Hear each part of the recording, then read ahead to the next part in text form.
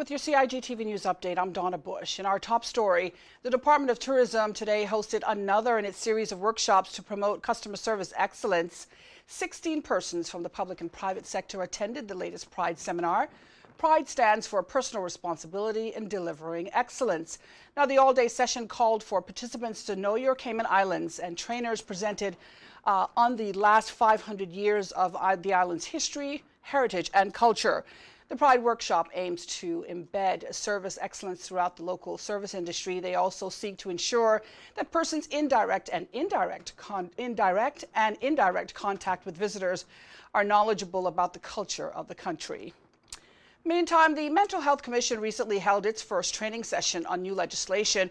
Participants included, just to name a few, staff from the police, the Department of Community Rehabilitation, the Counseling Center, Department of Children and Family Services, Judicial Administration, National Drug Council, and the Prison Service, as well as the both and public and private sector mental health professionals.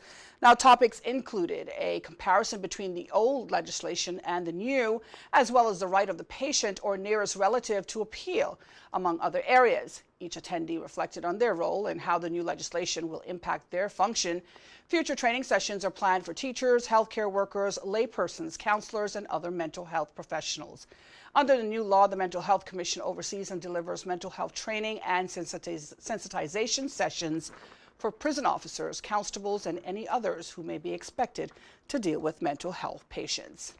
Well, for the first time ever, the Cayman Islands' 17 music radio station licensees recently all came together with the Information and Communications Technology Authority, or CIGTA, officials. The meeting took place in advance of the FM radio station license renewals later this year. CIGTA's recently appointed Managing Director, Ali Fa'amoy, acted as chair. Its objective was to strengthen the operational relationship between the authority and operators, as well as to assess areas of concern. Now, the new MD had met one-on-one with each licensee over the preceding month, during which he identified many shared concerns. The agenda for the group meeting ranged from musical content to technical specifications for licensees. Discussions focused on issues raised by CIGTA staff as well as radio operators. The CIGTA hopes to have ground rules established within 90 days. Now, future goals include setting guidelines for the adjustment of tobacco, alcoholic products, and healthcare services, as well as a review of the needs of FM radio broadcasting in their sister islands.